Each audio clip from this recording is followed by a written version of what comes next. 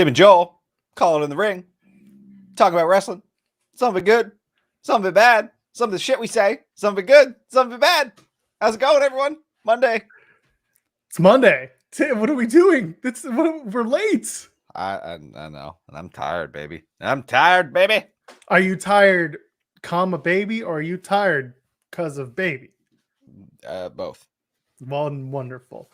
If you're not tired of us yet, guess what? You can always toss us a thumbs up here on this video. You can leave us a comment if you're watching us after the fact. Go ahead, subscribe to the channel, because guess what?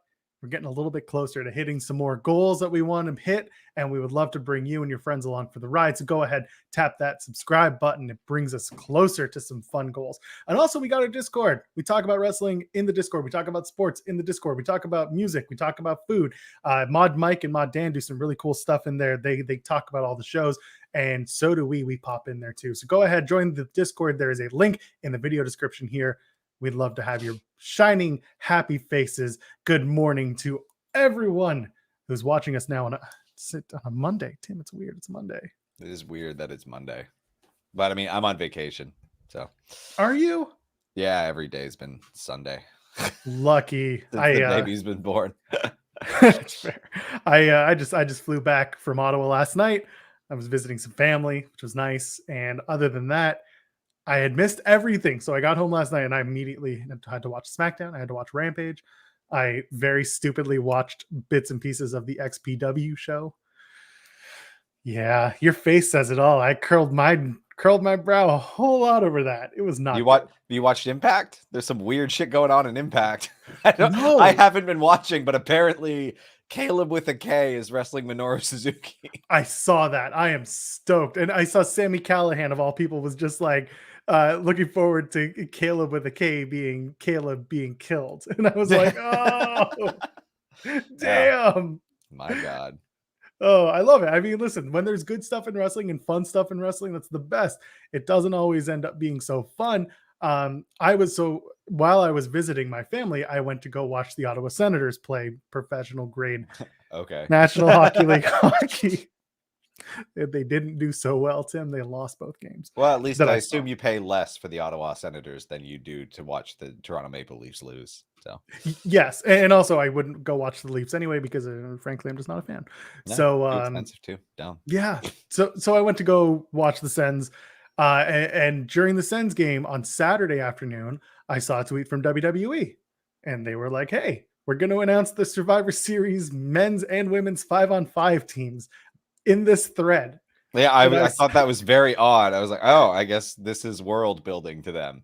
And immediately, everyone, including myself, was like, "What?"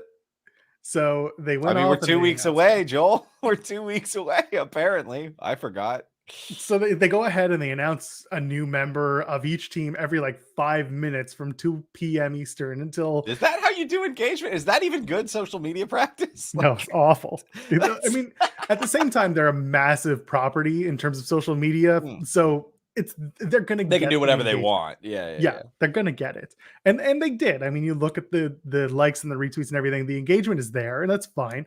And they announced all 20 members. All 20, yeah. All 20, because men's and women's members of the teams. And I followed, and I was looking, and I was listening, and I was laughing at some of the picks, and I was like, why are we doing this at this hour? Why is this why is this going on Twitter?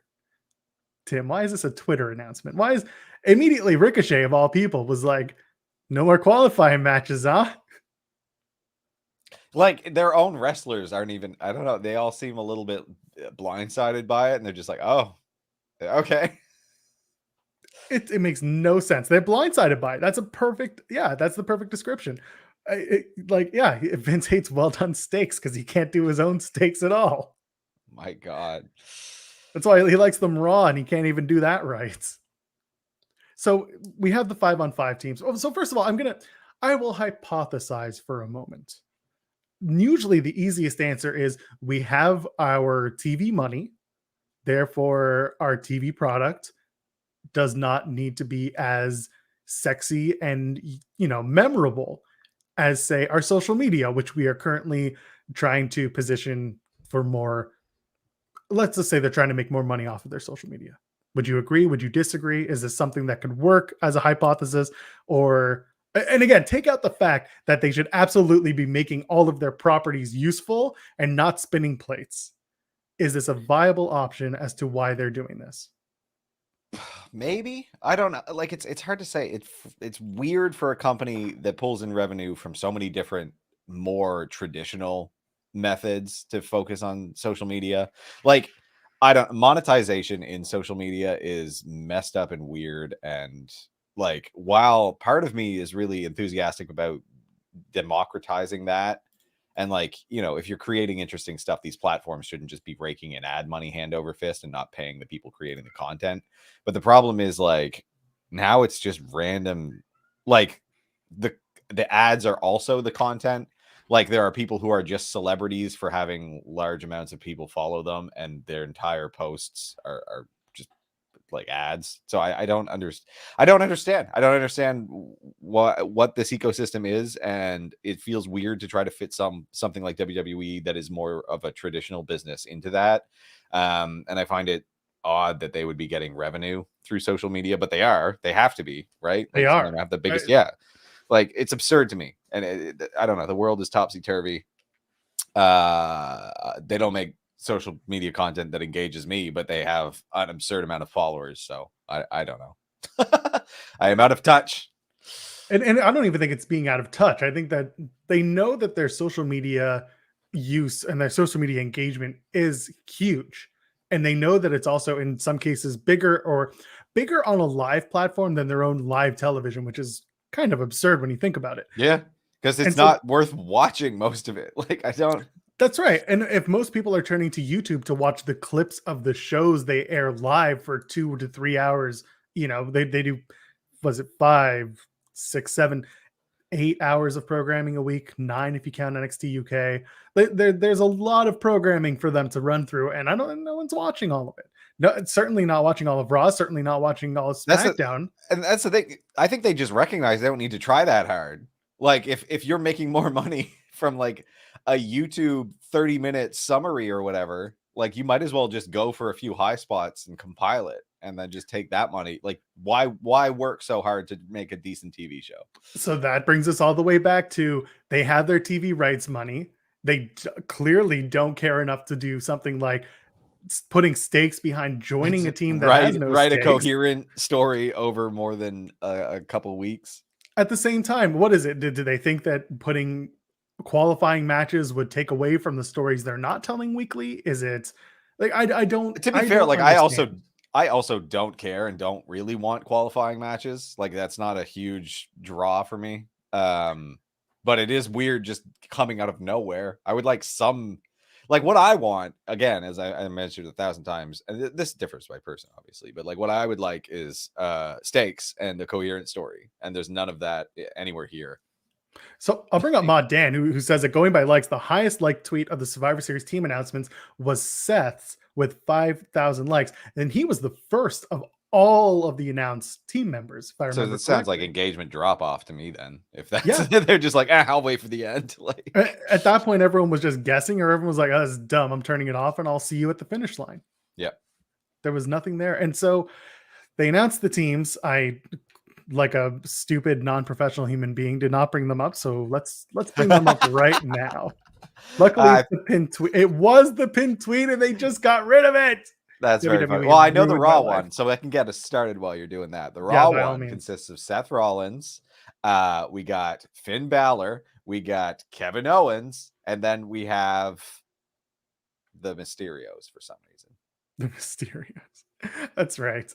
And they're going to take on the team. By the way, all 5 of those men were just on SmackDown. Yep. So you know that they're very passionate about Raw's reputation. On the other side of things, you've got Drew McIntyre, the SmackDown Warrior, who I'm waiting for Sheamus to come back and claim his crown. Jeff Hardy, for some reason, who, along with Aaliyah, was like, "Welcome to SmackDown." Jeff Hardy is just the guy who does weird broken interviews backstage. Like, it's very strange. We'll talk about SmackDown soon.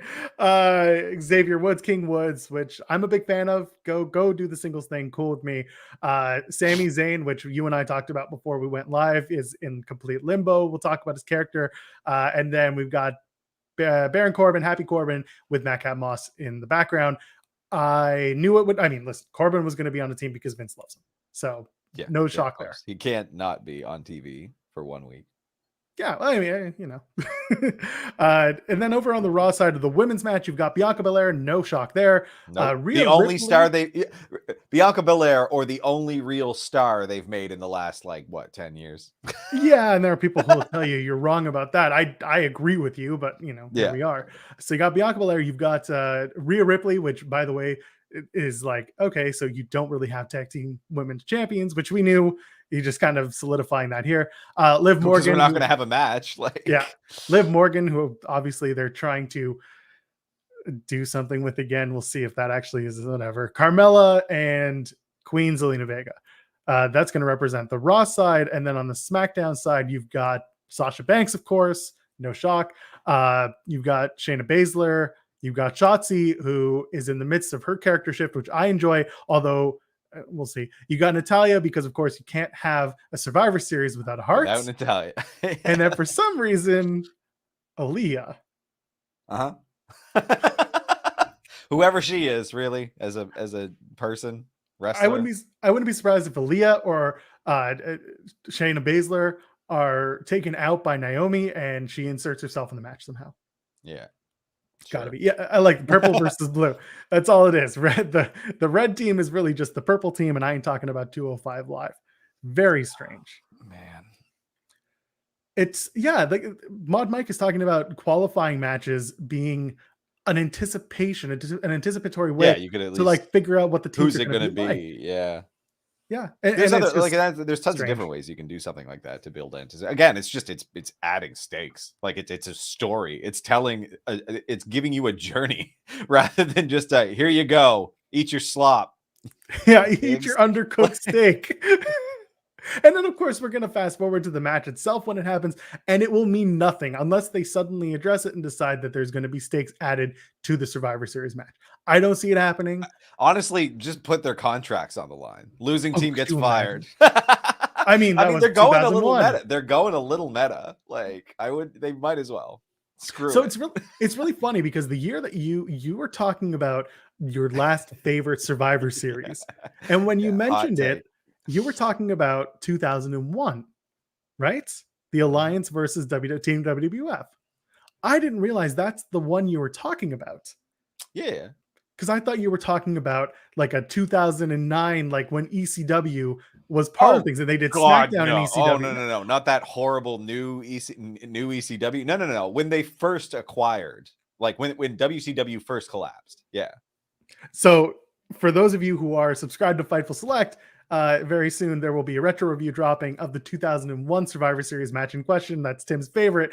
Myself and Rob Wilkins, we sat down and we talked about that. Had a lot of really good chats about the what ifs and who else could have been on Team Alliance. So keep an eye out for that if you're a Fightful Select subscriber. So anyway, we have the stakes and we have no stakes, to the point where even King Woods is like, what are the stakes? What do we get out of this? Is it money? Yeah. Do we get anything? Again, I feel like all these guys are kept on kind of a short leash, social media wise. So to see them just like criticize it openly is interesting. WWE CW. It's my favorite. My God, yeah, that's good. I should have.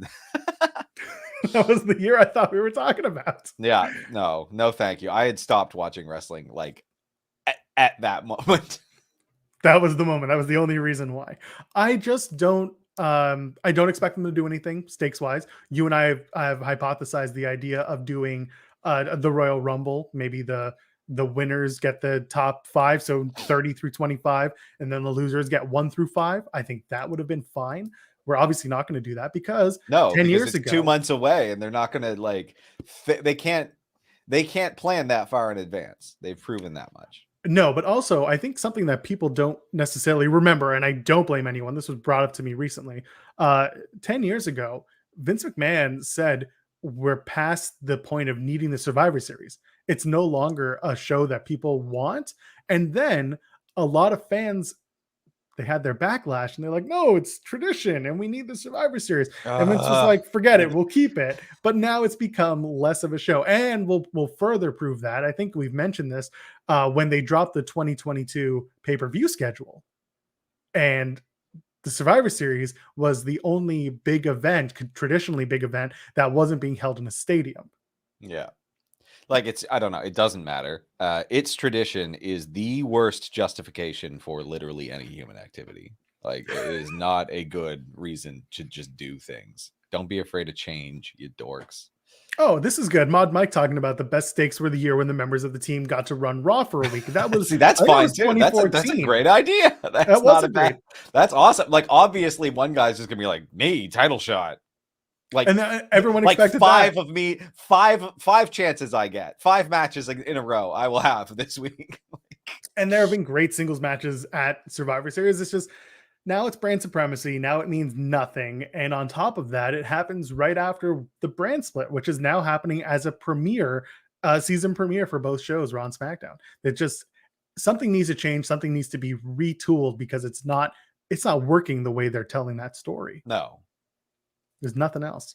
We'll see what else plays out for Survivor Series. Obviously, we're expecting all the champions to face each other, from Raw and SmackDown. Listen, I'm looking forward to Reigns versus Big E. That will just be a fun, good match. Which is the only reason that the Usos and the New Day are feuding right now. Yes, I'm ready for that to end. Yeah, and it's just happening because we're having Big E and Roman. Well, let's tackle releases at the tail end of the show. Instead, let's talk about SmackDown real quick because we're kind of there. Yeah, exactly. Roman Reigns comes out, and of course, he does his 7-minute entrance along with some video packages before that.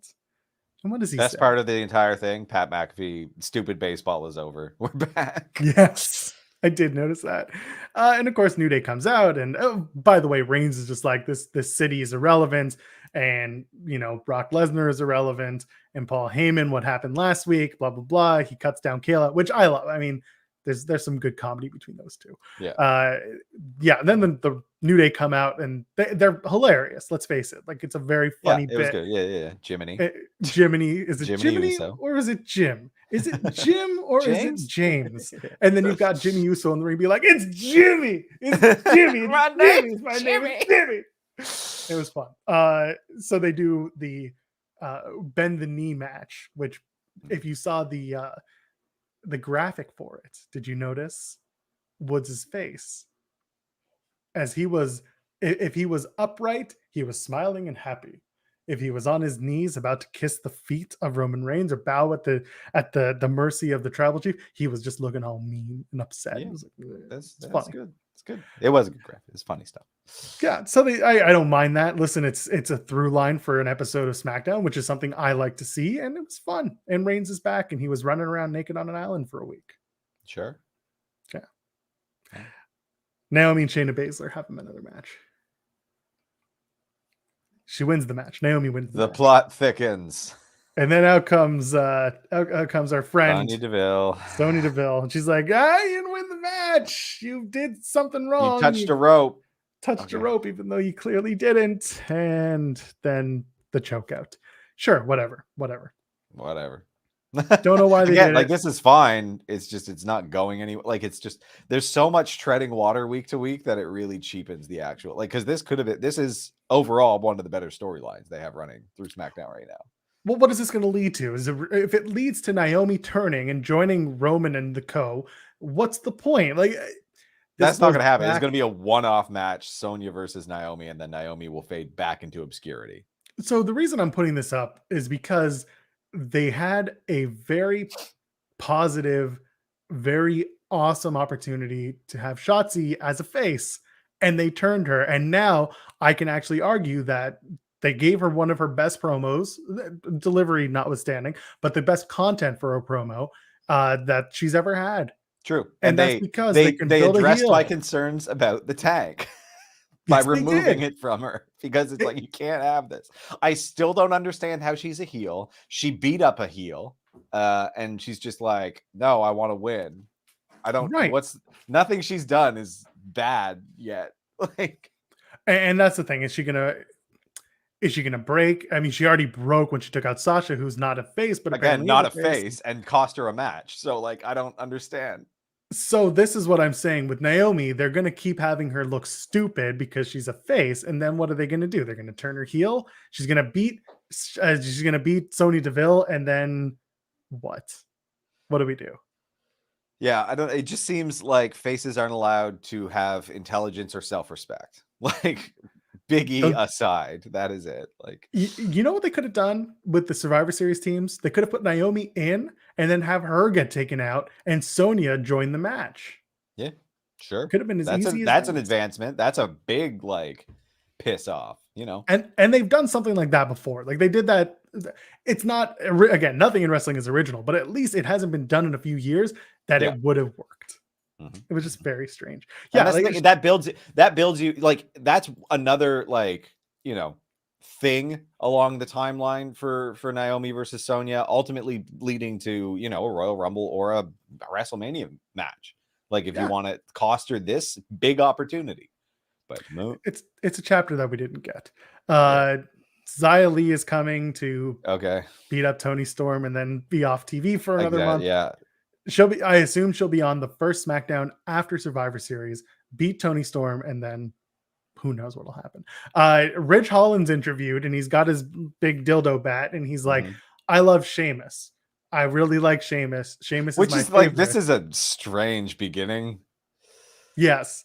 And he wants to be like Sheamus. So if Sheamus shows up, Sheamus has a new apprentice. I love, by the way, that Pat McAfee says all the positive things about Ridge Holland because he brought Ridge Holland in as his heavy when he was in NXT, when Pat was in NXT. Mhm. Big fan of that. Yep. I like someone showing reverence to a story. And if someone's going to do it, it's going to be Pat. Okay, hold on. Really? Do you think we don't understand what it is? It's dumb. It's a tiny bat. It is not an effective modern weapon. It's a bobby pin. It's not large. It's a club. He's a policeman. He's policeman. Yeah, when we're besmirching the honor of the bat, it's not because we misunderstood what it is. I like you using the word besmirch. It is a baton. Yes, I get it, but it is lame. He is a big man with giant thighs who carries a tiny bat. Oh god, it's nice to see him back. I'm not going to make any jokes about his legs. Agreed. Los Lotharios, Angel and Humberto, they've lost their last name, so we can't say them anymore. They take on the They announced them on they announced their last names on SmackDown and then stripped them on social media or I guess on the roster page. Yes, loser keeps their last name, which by the way, the losers of this match didn't have last names, so everybody loses. The makeshift team, as Michael Cole so aptly puts it, of Cesaro and Mansoor. Apparently, also Los Lotharios are cousins, which I don't know if that's like, is that real? No, they're legit. Yeah, they are legit. Okay, cool. So that's fine. Sure, whatever.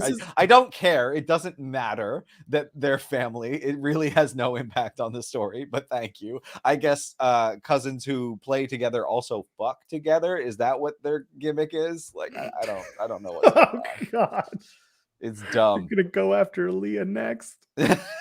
Two of them together are going to go after Aaliyah, which we see later on. By the way, I like this. Sheamus is going to send Ridge after Drew. I like that. For dominance over the warrior name, the blank warrior. Well, that's the thing, because next up we see, we saw the Jeff Hardy and the Leah thing, whatever. Well, welcome to SmackDown. Welcome to SmackDown. We're introduced to Sami Zayn, who gives bad advice. That's his character now. So much for the conspiracy theory thing that ultimately went absolutely nowhere. And they did a video. They did a documentary, and they're never going to air it now. No. It's like, absurd. Don't understand. Like, it must be exhausting pitching so many great ideas with such quality to them, and you could pull so much out of that conspiracy theory thing, and they didn't do anything with it. And like, Sammy's probably done that like a bunch of times in his career, just pitched great ideas that just never get used. Like they'll keep them on TV with it, but they don't get used to their full potential. So then, yes, we were talking about Ridge Holland and the opportunity for Drew. Drew comes out and he's like, "Who wants to face the SmackDown Warrior?" I can't do his voice. Yeah, it's not great. I can't do anyway. So the SmackDown Warrior, who was not Sheamus, by the way, it's Drew McIntyre. If you're just tuning in, he gets Ricochet, who also gives a subpar promo, and he's like, "Hey, I like you." in the Ricochet way. It's true. He's like, "You're playing with fire, and I don't care about peck flexing and catchphrases." Old Ricochet. Rick O'Shea, and then he smacks McIntyre, and the match begins. I like that. I like at That was least good. there's It was some a fire. decent setup. It's fine. They do the match. Good match. Good talented people in it, right? You know, Yeah, like could if not you're be a gonna great do match. it, and if you're gonna have Ricochet do anything, he's gonna do a moonsault and then get kicked in the Kicked face. in the face. Beautiful. Tremendous. As one work. should.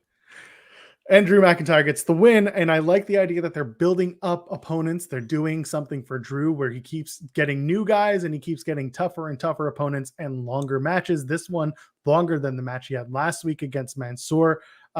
So next is probably Ridge Holland, if I had to guess. Yeah, this isn't a bad way to like after you take someone off the title out of the title picture. This is a pretty good way to keep them like feeling special. And it's a way to build to Drew versus Roman Reigns down the line because that's inevitable. I'm still waiting for the day one announcement where Jeff Hardy and Roman Reigns, but we'll get there. Maybe. See if Jeff Hardy is the sole survivor of his team at Survivor Series. Oh my God. Hey, I'm not kidding. It's gonna be. He's absolutely gonna be. They got to do it because they're gonna have the TLC match at day one to make up for the lack of TLC pay-per-view. Yeah, we're doing it. There we go. Angel and Carrillo are gonna feud with Nakamura. Maybe that's the whole thing. Like the Intercontinental Champion was not on this show. By the way, there's an Intercontinental Champion, but you never know because he hasn't defended the belt since God knows when. Ever? Did he? At on any TV, point? on TV. Yeah. Before everyone was just like, he actually defended it in Liverpool this past weekend. No, we they were very proud of their four tag teams this week. I got the vibe. So we'll see. Maybe we'll get to a cousin fight. Supersonic suggesting cousin off. So the cousin off. I'm a fan of that. Yeah, no Ziggler who could be like, I have good history and it should have been me. Instead, we've got Happy Corbin and Madcap Moss coming out being all like, we're gonna have the Viking Raiders and they're gonna join us here on Happy Talk. And anyway, the match happened and I don't really care. Viking Raiders win with a count out because you got to keep both men strong. Decent match, but yeah, I don't know. Yeah, it's strong to run away in fear. Nobody takes the loss, therefore nobody looks bad. Sure. And then they do Hit Row and Sami Zayn. And by the way, I am very upset. I found two people outside of myself who made the illusion and called Sami Zayn Z-Fab. Oh, wow. Yes. I mean, it was like bad. Whatever. It was a dumb joke. The whole thing was meh. It looks wrong seeing Hit Row without B-Fab, and it is the one release that there's zero like logic to it that I can tell. She had one mediocre match and they've given up on her. Is that it? Like, we're gonna talk about that soon, and I agree with you. I was upset. The quality of Hit Row just nosedived because it's like, no, it doesn't look right. It feels off. Like you had it dialed in. What are you doing? No, I agree. It made no sense. And we're gonna get to it when we talk about releases. It's just insane. So Zayn dances down the ramp. You almost feel like he's just kind of killing time before he goes somewhere else. Yeah, it was just like spastic, is what it is. He knows it's not good. He does. And then anyway, we get to the main event. Main event is great. King Woods takes on Jimmy Uso. King Woods has his new music and it sounds good. Yeah, it's fine. And they have a good match. They have a good 10-minute main event match. And I watched the entrance and I skipped to the finish. That's the problem. Enough. Like, I don't care. The problem is the finish is a roll up. Yeah. And the rest of the match was actually really good. Yeah, I saw a cool drop kick outside of the ring as I was scrubbing. Actually, this is a good point. They didn't even beat up Sami Zayn Hit Row. They just let it go and that was it. Yeah, what the fuck? They dissed him and that was it. Because they're both, I don't know, because they're both heels, but they're not. I don't know. It's very strange. So yeah, we get the end of the match. It's a roll up, of course. And then they do at least they did the whole like Jimmy tries to help and the referee caught him, and then Woods does the roll up and turnabout's fair play because he grabs the tights, blah blah blah. crowd's like, bend the knee, and then The pacing on that was so slow. Like, yeah, felt like Roman should have run in a lot faster. It looked weird. Because he was like going up and down on the knee thing. It was like, oh. They were trying to tease it, Tim. It's dumb. It didn't work. It would have been better if it was a bit quicker pace. Anyway, Superman punch beat down, New Day down, Bloodline reigns supreme. Woo. The reign of King Reigns. It just sounds like every other week. I don't know. Like... It's frustrating because it really was like SmackDown has taken a nosedive. Yep. Like I said, it's treading water. That's all it's been lately, is the same kind of recycled half idea. Meanwhile, you got Raw. Raw's been pretty good. Despite being a 2-hour show, it's been a watchable, 3-hour show. 3 hours. It's been a watchable 2-hour show in the 3 hours that it is. Yeah. Yeah, it had some moments last week. But again, I just honestly, the WWE content right now is not particularly compelling to me, largely because they just keep screwing up what little good, like I keep having good ideas for their content and then they never take it anywhere good. Like, or they fire someone in the midst of one of their better character generations. Let's move over. Do you want to talk about Dynamite? Yeah, sure. We got Dynamite and we'll talk about Rampage as well. Try and tie everything in. Dynamite this week was very strange, obviously, because everything a lot of things got rewritten at the last minute, thanks to not thanks to, but because Jon Moxley had checked himself into as a result of Jon Moxley checking himself into alcohol treatment program. So that's going to be at least for the next 30 days. And as a result, they had to change a lot of things leading into to Dynamite and beyond. So we start with Kenny Omega versus Alan Angels, and of course that means wrestling is dead again, Tim. The career of Kenny Omega is over, and that's it. Yeah, thanks for coming. There's a few like Dark Order feuds that keep confusing me. I was like, oh, this is okay, sure. Yeah, it was fine. It's a fine match. Didn't really know why it was happening. I think I missed something.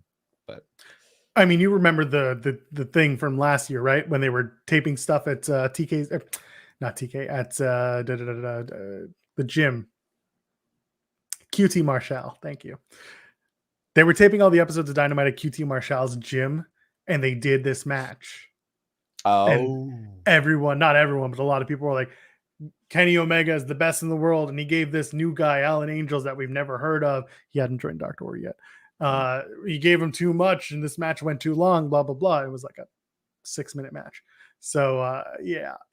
So they do it again. And, of course, the joke was, this match is the end of the internet. It's the end of very, very insidery, but it was good. But that's it is a good AEW bit. is most of the time. It's very insidery. 100%. Well, that's the thing. Like on Friday we had the BTE main event. So we're gonna talk about that, the good and the bad of that. So there you go. So Kenny wins, and then they go to beat. I think he wins with the V trigger, which is cool. See, hold on. No, they did the work. There you go. That's what I missed. That's good. That's very good. So yeah, Kenny's out to destroy all of Hangman's friends. I'm into that. That was that really awkward promo where they suddenly cut it at the end because they were just talking amongst each other. They tried to make it organic, but it was very awkward. You're right. Thank you for pointing that out. That's Mod Dan. Thank you. Indeed. It's good stuff. So the V triggers, gets pinfall, and that's the match. And of course, goes to beat up more Alan Angels. Gonna one-winged angel, Mr. Angel. On a chair, no less. He's gonna one-winged Alan Angel. And then out comes Adam Page. They stop it, yada yada. He gets the title in his hands, and he's like, "You've got 10 days. 10 days. Come get your belt. Come on down. Get your belt. Here you go. All right, we'll fight." It's fine. Sure, okay. Punk comes out. Punk's like, "I can't do anything because Kingston's not here." Turns out Eddie Kingston had the flu. They thought it was COVID. Thankfully, it's not. He's fine. He was there on Rampage. Way to be a dick, CM Punk. But earlier, before the promo, he was just like, talking about Jon Moxley, and it's a very legitimate reason that he's not here, blah blah blah, and just that he's proud of him, and very nice things, and that was nice. It was good to hear a little bit of reality coming out of CM Punk about getting help when you need it. And then of course he does the Eddie Kingston promo, and he's like, someone yells, "Fight him!" Yeah, I heard that. Yeah, and that kind of took the wind out of the sails. But Punk is like, I'm gonna obviously my name's in it. It's pro wrestling and I've uttered a name. What, like, shut up, dork. Let me get there. There's like Full Gear is an option, and If you got the balls, I'll be at Rampage to accept your apology for interrupting me, he says. Yeah, which is like a very classic wrestling setup. It's like, Yeah, of course. you've insulted me a little bit. Time to fight. Okay. Super click fight with Cage. Kind of came out of nowhere to me. Like I was like, what? What's that? Oh yeah, okay. It was cool. I like the little outside on the stage play. Again, it felt sudden. I'm ready for it to be over. That's all. That whole exactly. storyline. Because that's the thing. The Super Click also has like the Dark Order thing. So there's a lot of, but this is the main one because they're fighting at Full Gear, and it's like, oh yeah, I got a little bit confused. Who's where the focus lies here? But whatever. The focus is on Kenny. That's the only one that matters here. Apparently, yeah. And then in the meantime, Adam Cole's just doing whatever. Yes. The FTR AAA tag title open challenge. We found out on Wrestling Observer Radio that it was going to be Aerostar and Samurai Del Sol, the former Kalisto. Thank you. Okay, so Kalisto's that one. Is Aerostar the guy who nearly killed himself multiple jumping times, off that thing? Yeah, okay, cool. Aerostar jumps off of any high platform you'll ever find. And it's always like he just looks like a sack of flour just dropping. Like it's never it never looks as spectacular. And it's just like you nearly died and you looked like just a guy going, ah! The height is spectacular. The move is always just the height is spectacular, but it's just him at this angle, like with these are his legs and this is his head just falling. Right, exactly. So anyway, the match happens. Very good match. It's flippy, it's floppy, it's AAA style. Sure. Yeah. Very lucha, like very lucha. I'm waiting for Cash Wheeler to bust out a 630. It's gonna happen, folks. One day it'll happen. Triple Mania. Nobody's gonna be watching. All of a sudden, Cash, boom, 630. 630, yeah. And everyone's gonna watch AAA for the rest of their lives, waiting for that weird random white visitor to bust out at 630. I would love that so much. Oh, so there we go. Match is over. And of course, at Full Gear, they're going to do the tag titles on the line, rematch, FTR and Lucha Bros. Cool. Sure. What else is going on? They're talking about the 50 matches, Nyla Rose and Shida, and of course, why would Nyla Rose care about the 50 matches? She already got there. Yeah, it's over. Very strange. Maybe she wins the detract one. I don't know. Inner Circle, AT&T. Man, did I hate all of this. Talk to me. What did you not like? And I'll tell you the things I didn't like. Jericho opening his mouth at all. Didn't like Proud and Powerful's bit. Didn't like Sammy's bit. Really hated Hager's. What he called one of them Popeye, and then like did some sort of terrible Popeye impression. And I was like, made no allusion to you, sir, have been struck in the head a lot. Like, that's what I got from when Hager opened his mouth. Like, I don't know. Oh, Paige Van Zandt. They teased Paige Van Zandt jumping in the match. Sorry, that joke kind of wrote itself, and I didn't really hate that. It was silly, it was stupid, but at the same time, like she knew it was going to happen. Like she knew the joke was going to be told. Like if you pull back the curtain, that was something that they were going to plan for. But I love that she's like, I could take on all 5 members of Inner Circle myself, and the crowd's like, oh, we know what that means. It's sex, and whatever. Which is that easy. It's funny. It's hard not to say that's funny. Then Jericho, shits on sex workers. That's the bad part. But like that whole joke, I just remember a friend of mine back home being like, when he was dating a girl, and she was one day, he's like, man, I could really go for some Five Guys right now. And he's like, well, I guess I could call 4 other friends. So, like that's the thing. I appreciated that Jericho just went like, wow, I don't even have to. You all, yeah, okay, yeah. Like I appreciated that they didn't even need to say it there. It was just like, it's a good bit. So you got Junior DeSantos, Andrei Arlovsky, and they chose Dan Lambert, which is like good. Okay, good. Because we knew we weren't going to get anyone actually interesting. And everyone wants to see Dan Lambert get beat up. So it works. Like for the story, it's going to work. And then the Men of the Year obviously are also in the match, and they're going to take on Inner Circle. And I'm still waiting to hear what a 5-on-5 Minneapolis street fight is. And if it doesn't happen at the Mall of America, then what the hell are we doing here? I don't know. Again, I hope it's pre-taped because I think a taped segment here would be good. I don't really want to see it in the ring. again, have it start elsewhere and then have it end in the ring. Sure. Yeah, that's beautiful too. Love that. Like, yeah, end it with the walk and brawl. Jericho busts Dan Lambert in the face with the lion tamer or whatever, and gets Lambert to tap out, and everyone's happy. That's the end of that. clearly, the person who's most excited about this is Dan Lambert. Oh, He's 100%. living out a dream, and the rest of the top team people are just along for the ride. Like, tolerant. They're indulging their coach. Like, that's what's happening. And again, Dan Lambert has been involved in wrestling for a while, so it's not like this is new to him. It's just, it's fun for him. Paige Van Zandt also seems to be having fun. She enjoys right, it, but that's because she's less of a fighter now. So. More of a lover? More of a media personality. She does the bare knuckle stuff, but not really. Meanwhile, we've got Matt Sydal challenging Dante Martin. Leo Rush is going to have Sydal's new partner. Okay, or at least Sydal is a mentor now. Lee Moriarty. Fine by me. Let's do that match. I think it's happening on Dynamite. The weird shit-eating grin in the background is like, I'm Lee. Okay. You got Dante Martin looking like every time they go on the air, like they go 5, 4, and then Tony Schiavone turns to him when they're going 3, and he's like, by the way, your grandma's puppy died. And he's like, oh. He's got the saddest look on his face. He just gets bad news from Tony every time they go live. Just disappointed to be around Leo, I guess. I don't know. Exactly. In 3, 2, your parents are getting a divorce. Anyway, 9:00 rolls around, not 9:30. Anna Jay takes on Jamie Hayter in the TBS tournament, and Anna Jay wins. No, yes. she doesn't. No. I'm Jamie kidding. Hayter won. Jamie Hayter wins. I was like, everyone expected Anna Jay. Why? She has no identity. She's just a member of the Dark Order. They're very popular. Dark Order's Anna Jay. Very just popular. She's popular isn't a character. Bestie's and like with Taya, Yeah. She's Tay Conti's friend, and Dark Order's Anna Jay, the woman in the Dark Order. Listen, I don't know anything about her other than that.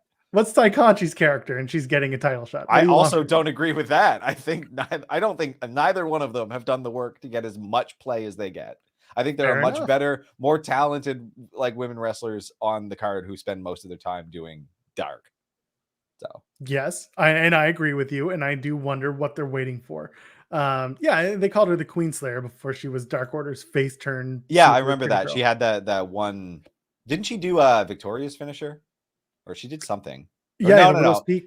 Did she do the Widow's Peak, or was it just it was either the Widow's Peak or she just did like a rear naked choke and they called that a finisher? I think that was it. Yeah. That is the rear naked choke and they called it the Queen Slayer or whatever. And I was like, nah.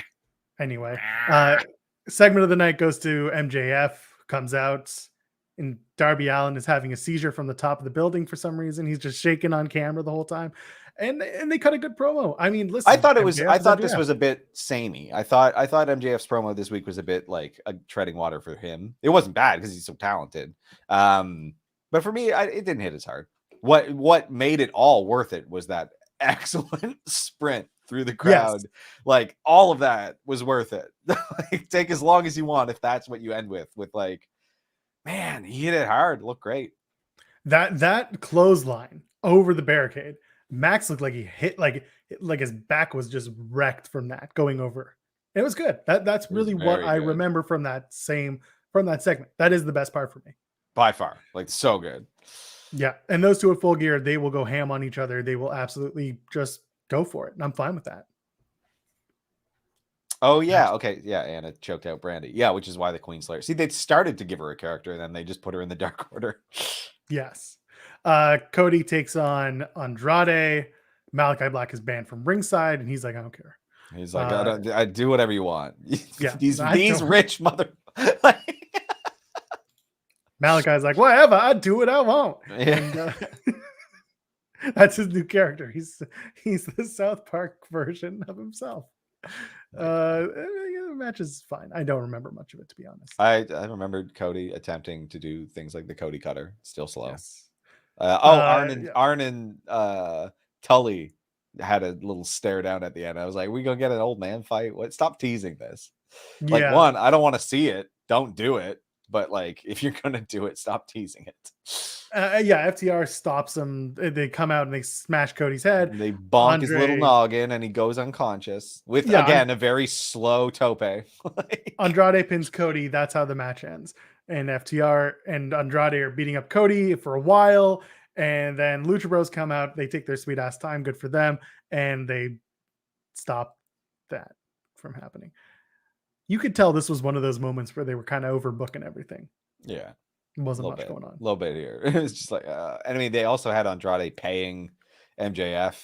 And again, Andrade just seems like a moron in that segment. Like, he's just like, I'll give him another envelope. Fuck. Here's this. I assume they wrote the value on the envelope so that I would hope MJF so. knew how much. You need more. I'm going to say this now. John Silver making the most of his week with those promos, with the matches he had. We're going to talk about Rampage shortly, but like Silver said, I'm going to kick some budge ass is just the best thing. So we'll get to Rampage in a second. We have the semifinal match, Orange Cassidy taking on Miro, who's replacing. Great replacement. Delightful decision. Makes perfect sense. Worked very well. Glad he went over. Yeah, so Miro wins, beats Orange Cassidy. It's not a long match, but it's long enough to get both men looking good. And one thing it was fun. It was good. Yeah. Miro actually spoke with Wade Keller going into Friday's episode of Rampage, and they talked about the Miro replacement.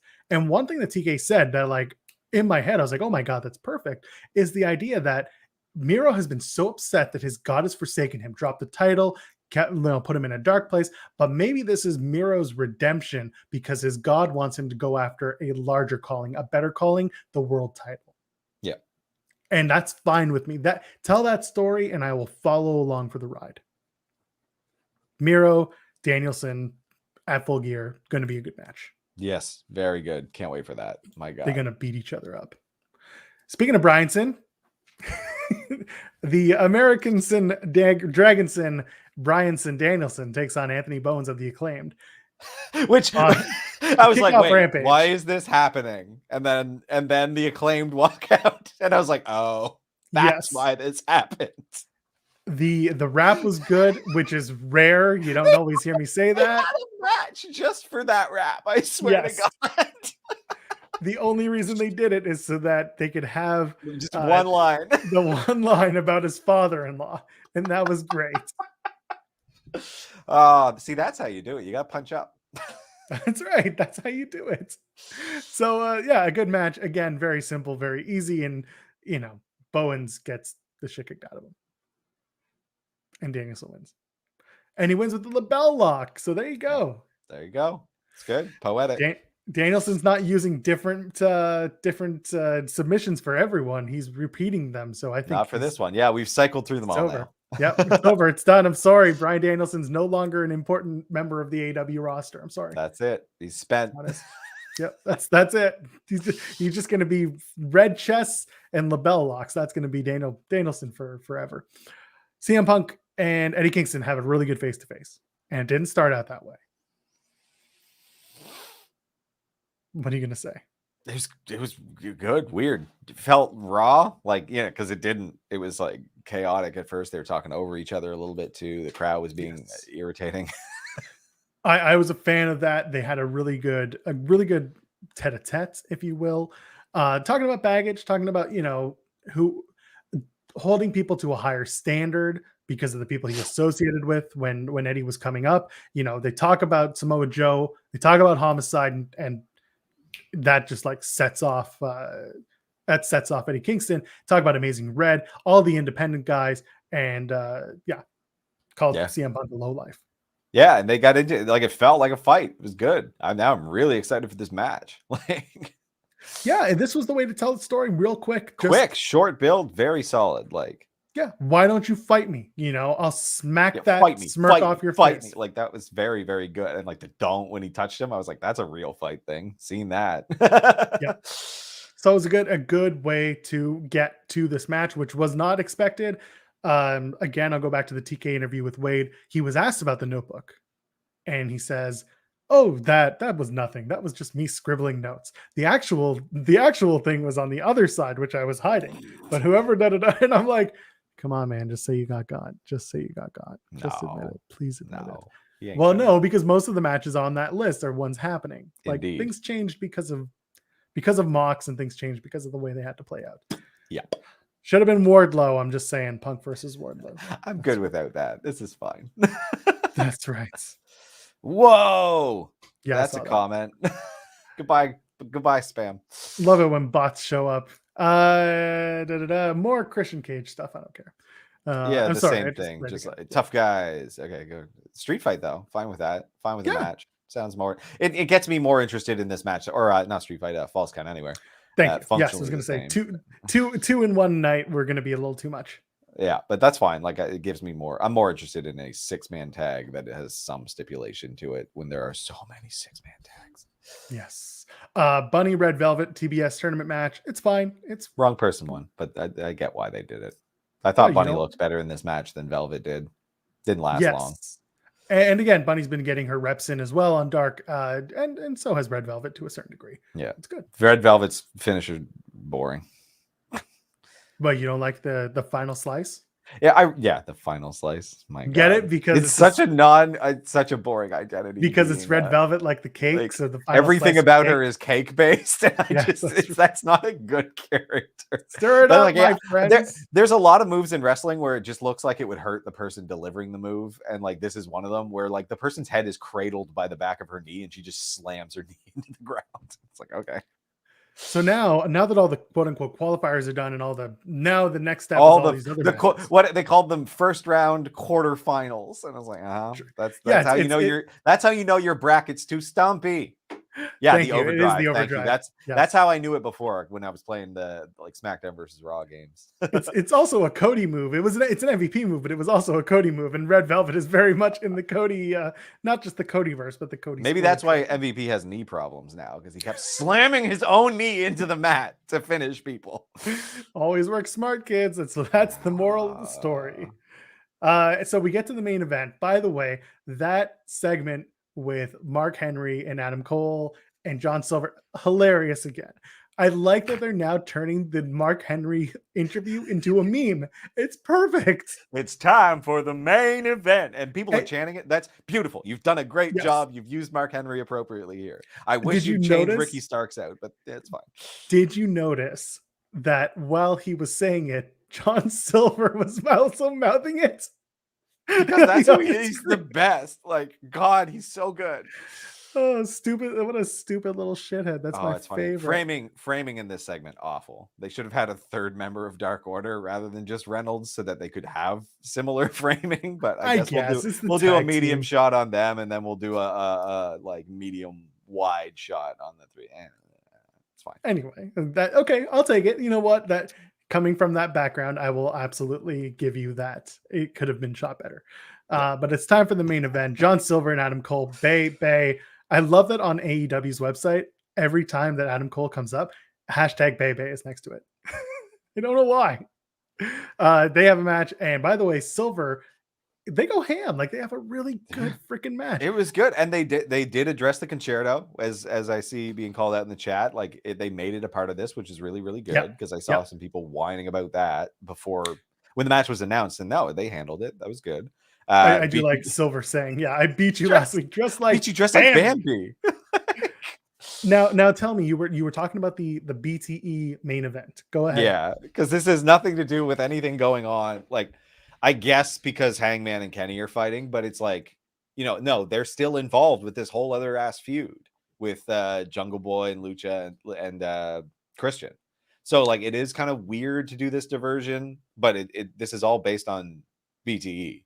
All the Budge stuff, BTE. Like, does it annoy you that it was BTE Budge, that whole thing that it was there? Did you feel like maybe if you're not watching, you're losing part of an inside joke? Yes. So part of it, yes. I think the commentary did a decent enough job addressing it by like just mentioning like, someone would call me Budge, I'd just be pissed off, which is like, okay, you're not explaining what's going on, but you are like giving enough to make this make sense on the main program. So it's not being done poorly. I'm not like mad about it. I think it'd be better, but this is just what AEW is becoming. And I think they're leaning into it a little more, which is fine. It is what it is.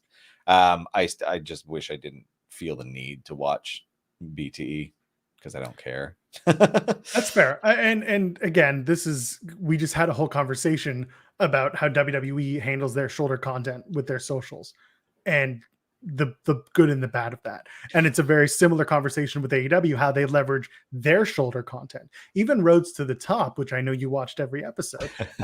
All 6 of them. All 6 episodes. But that was shoulder content, because what they started doing was not only doing live interviews during the breaks as a way to keep people watching, but they ran some little things here and there in the show that get you thinking about how the characters are playing out, with at least Cody's character. Yeah, I mean, this is what entertainment like this is now. This is what sports entertainment is. Like with real sports, there's so much going on, and like they lean heavily on the news as part of their narrative, commentary addresses it, things like that. Like it's just how things are now. Social media is such a pervasive aspect of our reality that it is just part of the content.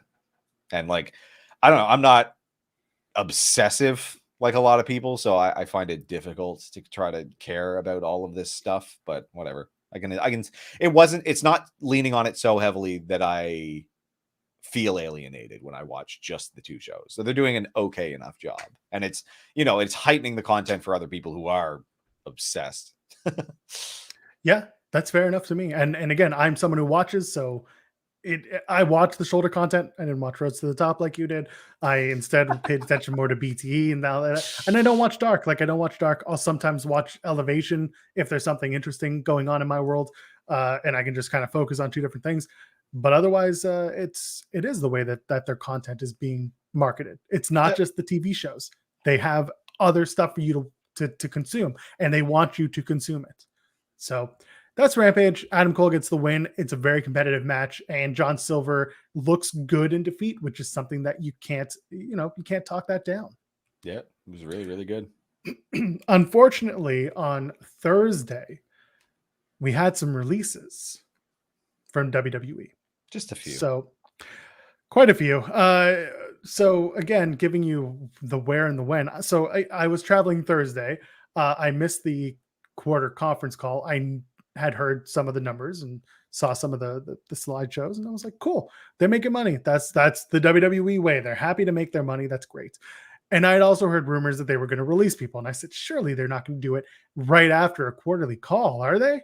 I'm an idiot. I mean, I don't know. Rich scum love watching people get fired. That does pop a share price. I'll tell you that much. So some of these names are a shock. Some of them are not a shock, and for various reasons. Again, we preface this with people losing jobs suck. The opportunities that come with losing your job in some of these cases are great. So let's just we'll fire off the names individually, and then we'll talk about them one by one. We kind of hit on BFAB, but we'll get there again. So Hit Row's BFAB, Ember Moon, Eva Marie, Frankie Monet, also known as Ty Valkyrie, Grand Metalik, Harry Smith, Jeet Rama, who loves his banana, Jesse Kamea, Karrion Kross, and Scarlett, Katrina Cortez, Keith Lee, Lindsay Dorado, Mia Yim, Nia Jax, Oni Lorcan, Trey Baxter, and Zeta Ramir. Here we go. I did not get blocked by Shane Helms because I didn't stayed out of that. Yeah, I did, and I've started staying out of the releases other than to talk about the good stuff, because I think there's a lot of opportunities for a lot of these talents. Eva Marie, I see people saying wasn't a shocker. It wasn't. There were plans. There are some things that are surprising about it, because there are advertising relationships they've been using her for. Yes, and there was talk to bring her back.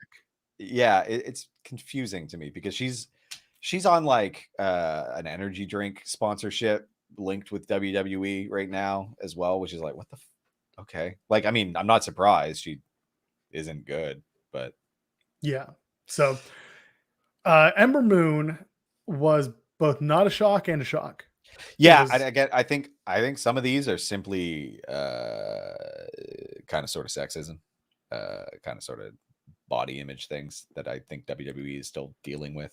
But I think in some cases you're right, and yeah. I think it's an important conversation to have. I think with Ember Moon, they brought her back to NXT. They tried to do something, nothing worked, and they did the tag titles with her, and that was it. They didn't have anything. They gave her Shotzi, and it worked. And then they brought Shotzi up, and they left her down. They Which had is Ember like, Moon go on a losing streak, and the last thing we saw of Ember Moon was her saying something's got to change, and her leaving. And then before the Dakota Kai return, before we figured it out, everyone was like, "Oh, that's got to be Ember Moon burying the past," and then it wasn't, and that was kind of the writing on the wall. yeah, which is like the Dakota thing. What, she put on some dumb one eye makeup? That's not like, why do these? She's angry. Like, she's angry. Like, I don't get it. Like, they desperately, if they would pretend to care about their tag team division at all, they desperately need women's tag teams, and Ember and Shotzi was actually a decent pairing. Like, I don't know. And so do they just, yeah, they don't want to use these people for some reason, and I can't put it together. Like, she's decent in ring. She's somewhat injury prone, which is like, whatever. There's a lot of people on staff who are in that situation. So I don't understand. I don't get firing Ember Moon, other than they don't know what to do with her. And I don't see a good reason for that. They don't know what to do with her because they can't find what her gimmick does for them. Yeah, but the supernatural gimmick never works. And on top of that, the problem was they brought Shotzi up because this was the response to Bayley going down when they brought up a bunch of people in a haste and were like, we have to balance this out because we lost one superstar. So now we have to bring up 4 women to make do for this one superstar loss, which again made no sense unless they were thinking Bayley's in 4 different segments. So we need to fill those segments with 4 women who can hold the weight of the woman that just went down. That made no sense. It just, I don't get it. So whatever. I mean, she's one of them who outside of WWE has tons of potential. Like, and if AEW still needs to bolster their women's division, as we've been talking about, and I think that she'd be a decent acquisition. We touched on BFAB. Let's just really quickly hit on that. BFAB, the most insane release out of all of these, because you finally put together a faction that is good. Like, you can create stars out of every single one in this. BFAB, I mean, she had an okay match with Elektra. We talked about that being like, it's fine.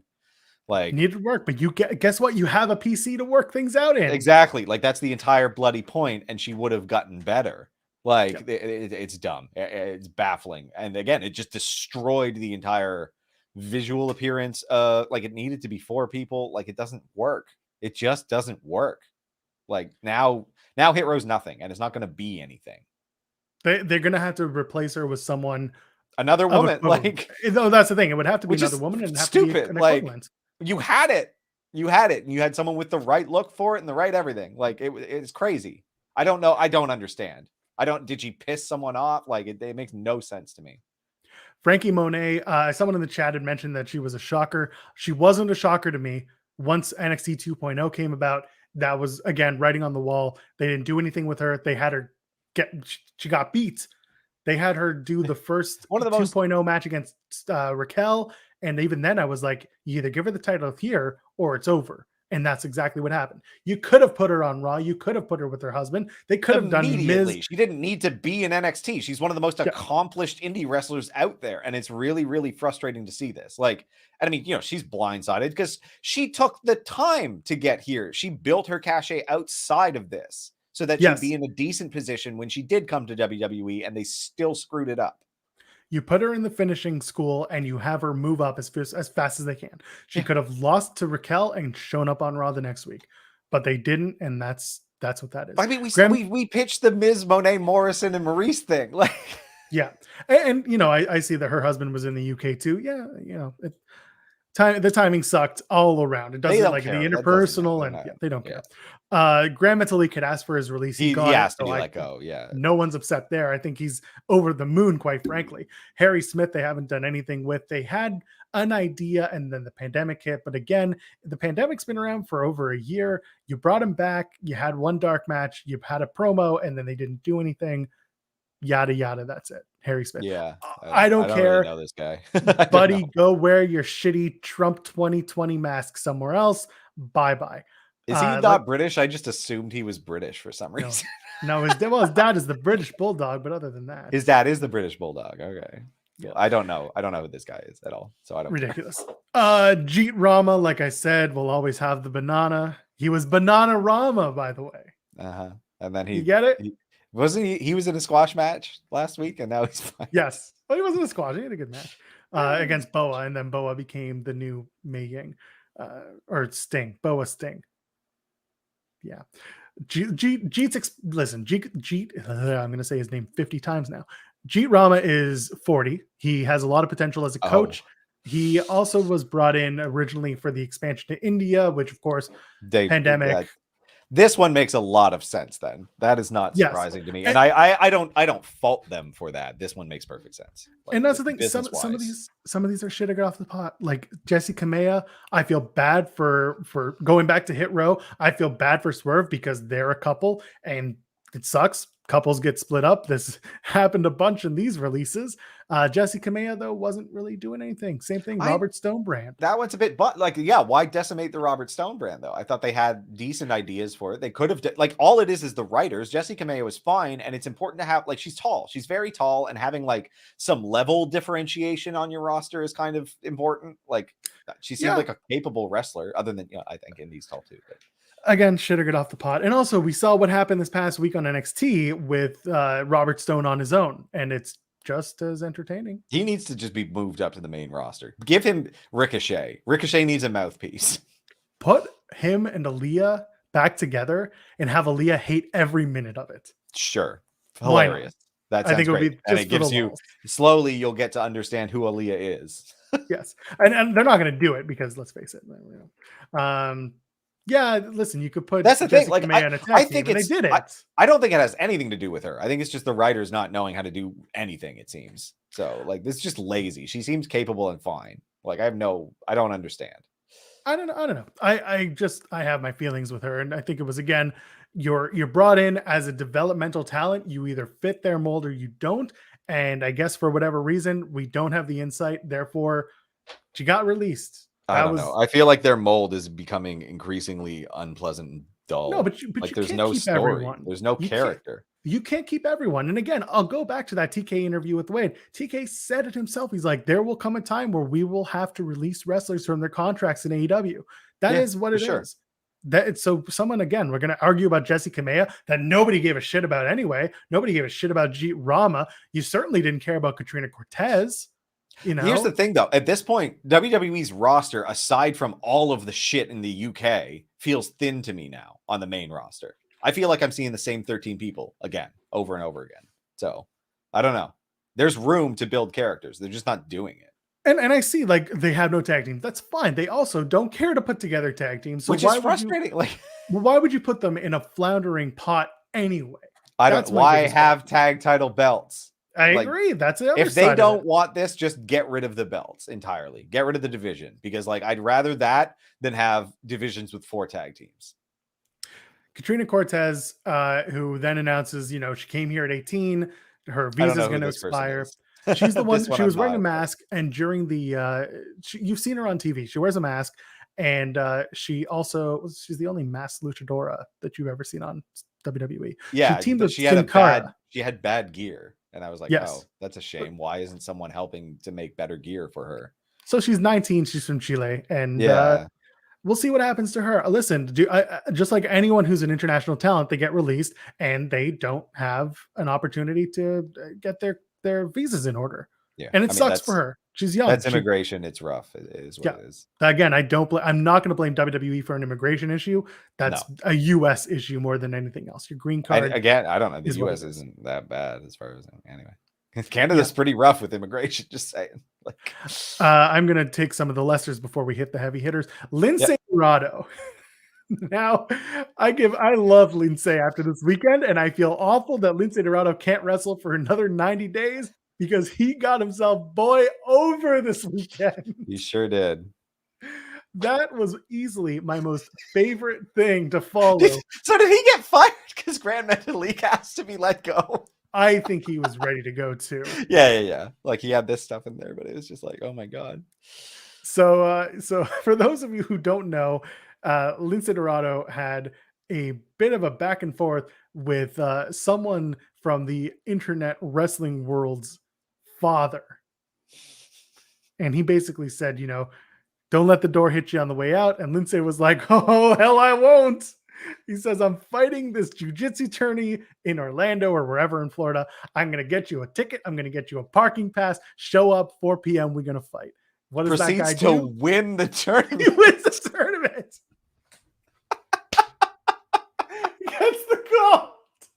And he's like, update, he didn't show up. And Yeah, of course his not. Twitter account. It's the right thing to do in that case. You've eaten an L so deep. You just need to erase it. This schmuck had also been like, hashtag apology with a Notes app apology, being like, I'm sorry, I respect you. Basically, please don't kick my ass, Lindsay. And everyone's just like, dude, forget you. All the MSK shit, all the way that you treated wrestlers. Chelsea Green even was just like, yup, that's the shit. That's true. I care more about Lindsay now than WWE even tried to in 6 years. 100%. Got himself over more in one night. His entire identity to me was Lucha, and now he has a personality. Thank God. He stood up for himself, and he made it entertaining as hell. I want to see that man land somewhere and get paid. Yeah. I don't care how or where. Yeah. I just want to see it. Oni Lorcan, he was ready to go. He was very thankful on YouTube. Yeah, that's fine. Said, I've been with WWE 6 years. He's going to get booked everywhere. Biff Music. He's set. We're good. Trey Baxter, the former Blake Christian. Not Cora Jade, though. Not Cora Jade, because they have plans for Cora Jade, and they love that she's 20 years old. Which is good, because honestly, Trey Baxter's character was so bad. I feel like he's better off in this case. Because, like, just being he was either going to be some sad cock or, like, a superhero. And I'm glad. I need Blake Christian's first GCW appearance to be him showing up with a cape and being like Super Blake just for the one match, just for that. Yeah. Super Christian. Yeah, exactly. Yeah, he's already got his GCW book, so I need him to show up with a cape and a mask and be I am Super Blake Christian. All hail. And then Zeta Ramir, who is the former AQA from Booker T's school. She's been on TV a few times, but again, I think it's another lost in the shuffle, not going anywhere. Yeah. No plans, can't figure it out. And that's not her not figuring it out. That's them not figuring it out. Again, that's their system needing the changes necessary to be fixed. Yeah, like with a lot of these people, it's just like, I don't know. As far as I'm concerned, if you don't see it going anywhere, they shouldn't really get onto TV. And like there will be people who will fail on TV, but unless that becomes very clear, like, which a lot of them I just don't think it is, I don't understand how it happens. It's just piss poor management.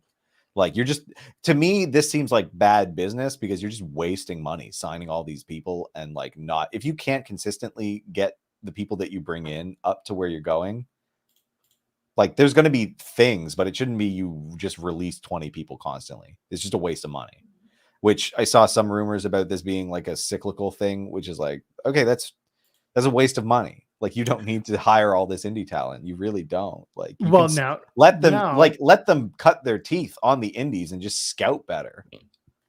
So I revisit this often. And I think actually Sugar Dunkerton, former Pineapple Pete, he was on with Sean Ross Sapp doing the Wednesday afternoon show.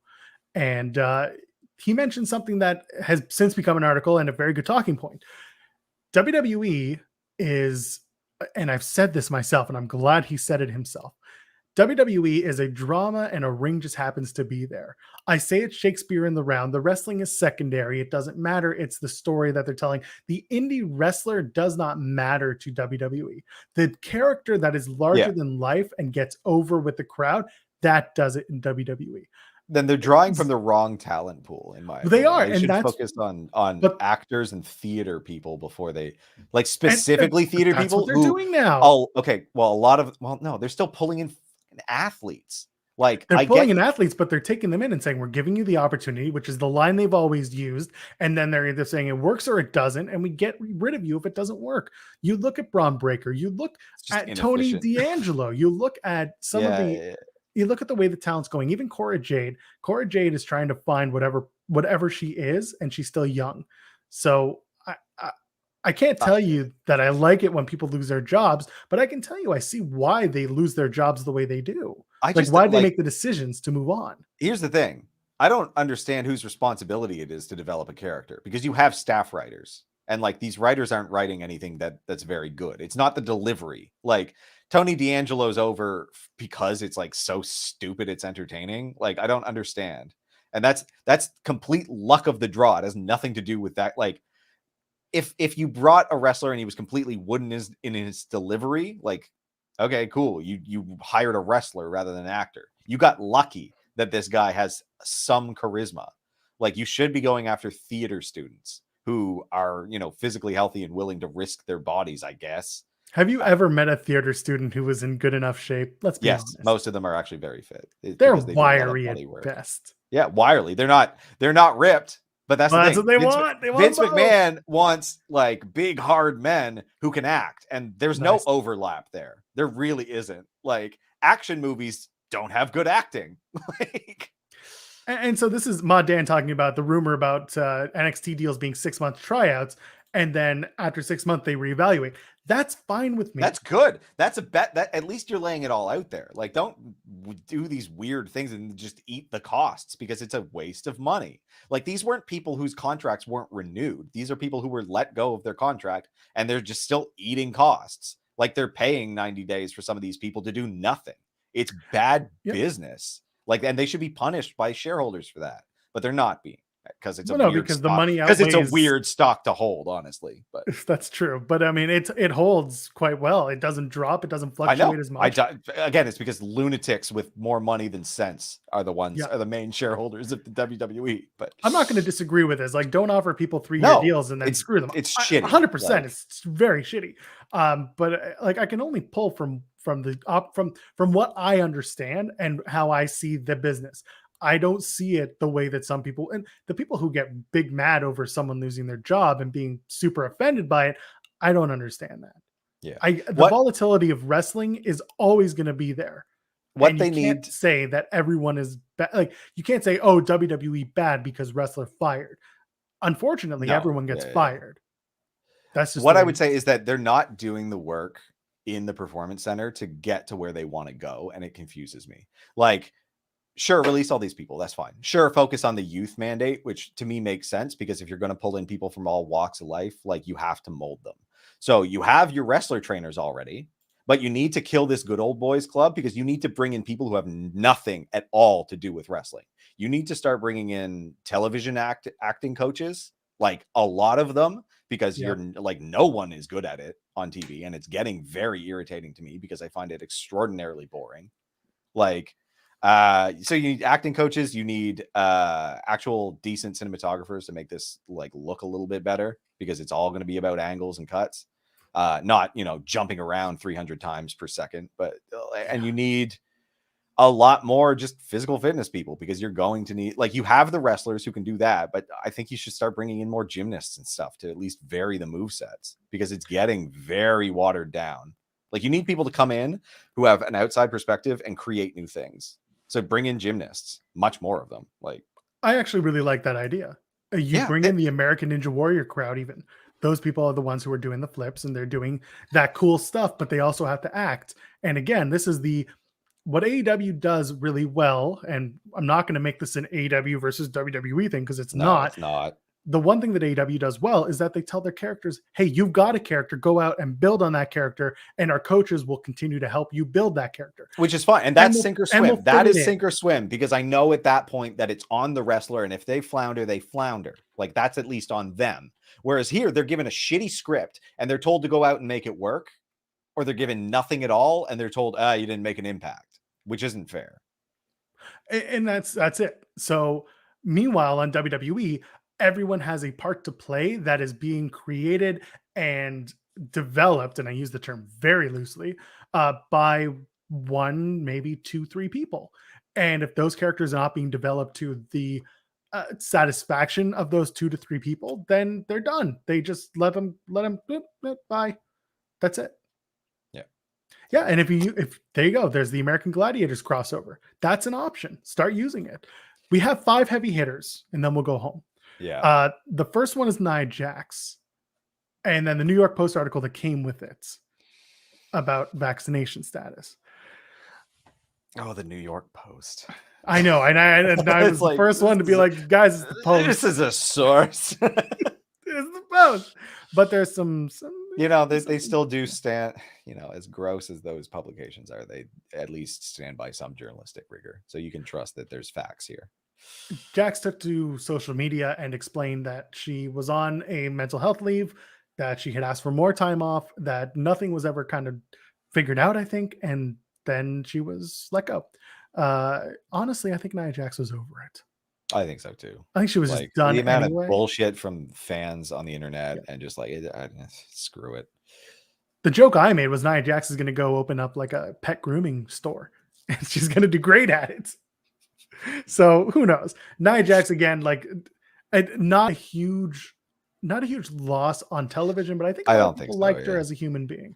Yeah, She she's seems like fine. she's a very warm and a very nice person, despite what people may think about how she carried people in the ring and also some of the things that she said on socials. I think she was a genuinely nice human.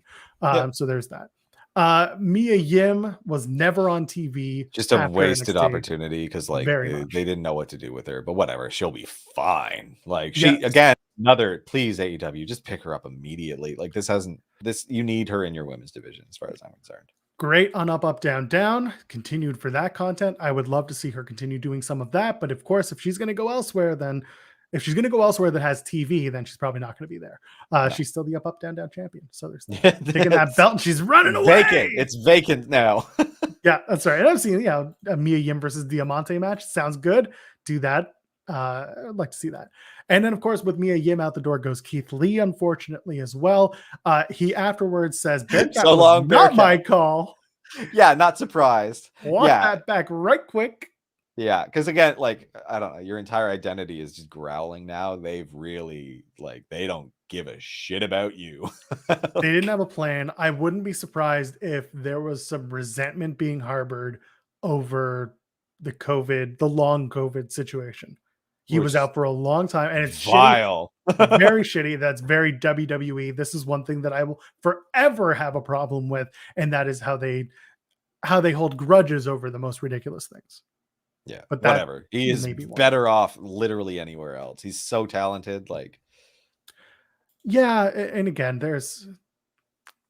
he'll land somewhere. Yeah. Karrion Kross and Scarlett. Let's start with Scarlett. Let's face it, when she wasn't on TV anymore, she wasn't on NXT after Karrion Kross got moved up. That was kind of like, what's going on? What are we doing here?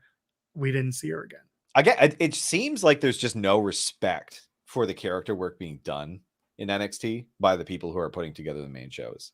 Like, I think it's just a lack of respect for it, to the point where they feel like they need to put their own stamp on it when they come up, like Hit Row being the one exception I can really think of right now. Not that well, and then, that got its own stamp put on it by removing a fundamental piece of it. But yes, like, I don't know. Karrion Kross had an excellent entrance, and there was a lot of work that needed to be done, but it also required Scarlett. And I don't know why they decided to start fussing with the entrance as if that was the biggest thing that needed taking a look at here. I like the shout from Luis saying Shane Taylor Promotions may need reinforcements. They can bring someone who's limitless.